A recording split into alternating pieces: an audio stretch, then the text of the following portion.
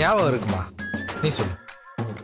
அந்த அடியாளங்க சொன்னது பொய்ன்னு அருணோட வக்கீல் எப்படி நிரூபிக்க போறாருன்னு தெரியலங்க.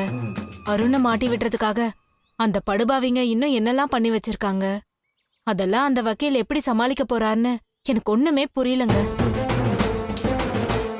மனசு ஒரு மாதிரி சஞ்சலமாவே இருந்துச்சுங்க. அதான் அருணுக்காக வீட்லயே பூஜை செய்யலாம்னு நினைச்சேன். சரி சரி சரி.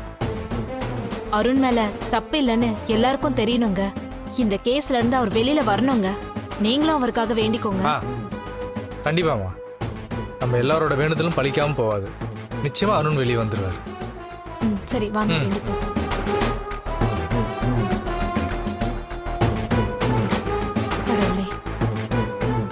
என் தங்கச்சி இந்த போராட்டத்துல ஜெயிக்கணும். அவ புருஷனை எப்படியாவது மீட்டு வெளியில கொண்டு வரணும். இதுக்கப்புறமாவது அவங்க வாழ்க்கையை சந்தோஷமா ஆரம்பிக்கணும்.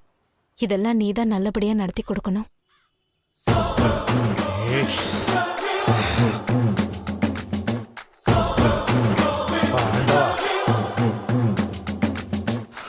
வேண்டுதல் பலிக்கவே பலிக்க கூடாது. அந்த ஆளுங்க அருணுக்கு எதிராக ஸ்ட்ராங்கான ஸ்டேட்மெண்ட் கொடுத்துருக்காங்க. அவனால அந்த கேஸ்ல இருந்து தப்பிக்கவே முடியாது. தப்பிக்கவும் நான் விட மாட்டேன்.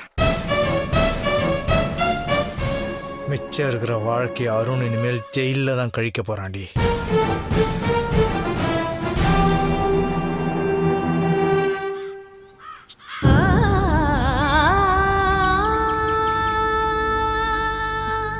அண்ணி அம்மா அண்ணி என்னாச்சு? அண்ணி அம்மா அண்ணி என்னாச்சுமா? அண்ணி என்னாச்சு? ஒண்ணு இல்லக்கா. உட்காரு உட்காரு. பாத்து அண்ணி உட்காருங்க. இந்தாங்க தண்ணி குடிங்கம்மா. தண்ணி குடுமா. அண்ணி தண்ணி இந்தாங்க.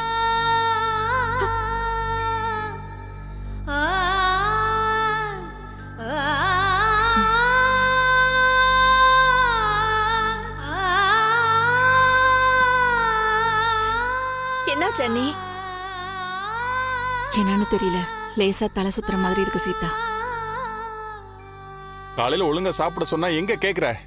ஏன் வேதா இப்படி உடம்ப கெடுத்துக்கிற? வயித்துல ஒண்ணும் இல்லைன்னா மயக்கம் வராம என்ன செய்யும்? அக்கா நான் வேணா ஏதாவது சாப்பிட வாங்கிட்டு வந்துட்டுமா? டேய் வேணாண்டா,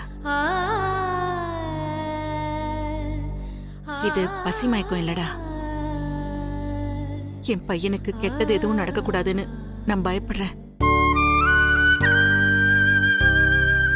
அந்த படுபாவிங்க சொன்னது பொய்ன்னு நம்ம வக்கீல் நிரூபிச்சிருவாருல்ல? நிச்சயமாமா.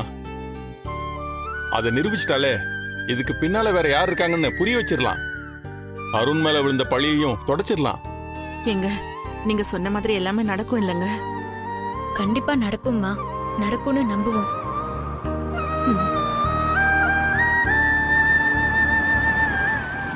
லாயர் வந்துட்டாரு.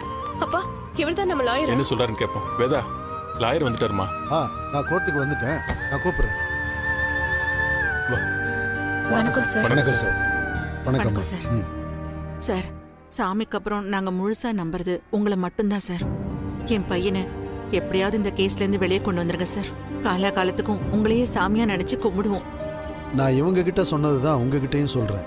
என்னோட அனுபவத்துல ஒரு கேஸ் விஷயமா கிளையண்ட் கிட்ட பேசுறப்பவே யார் பக்கம் நியாயம் இருக்குன்னு என் மனசு சொல்லிடும். என் மனசோட கைடன்ஸ் எப்பவும் தப்பா போனதில்லை. இந்த கேஸ்லயும் உங்க பையன் பக்கம்தான் உண்மை இருக்குன்னு எனக்கு நல்லா தெரியும். அவரை காப்பாத்த அதுவே போதும். என் வேலையெல்லாம் இந்த கேஸ்ல மறைஞ்சிருக்கிற உண்மையை வெளியே கொண்டு வர்றதுதான்.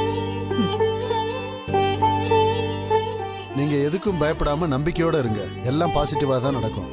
நான் உள்ள போறேன். என்னங்க? எல்லாம் நல்லபடியா நடக்கும், கவலைப்படாத.